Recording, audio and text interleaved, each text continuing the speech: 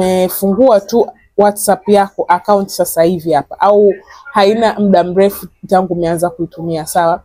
Kisha ukaanza kufanya spamming. Kufanya spamming ni kwamba unatumia message watu wengi, yani message moja unaiandika unaiforwardia kwa watu wengi sana.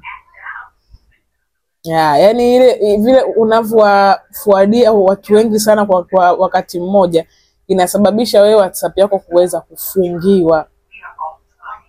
Lakini kubwa kabisa, yani kabla ya yote, ni kwamba kutumia WhatsApp ambazo sio official, yani sio WhatsApp rasmi. Nikizungumzia WhatsApp GB, FM WhatsApp, yani na WhatsApp ambazo ni za third party tuseme. Kwa hiyo ni hivyo. Kwa hiyo unatakiwa ujue kwamba unapomtext mtu, sawa? Yule mtu akakublock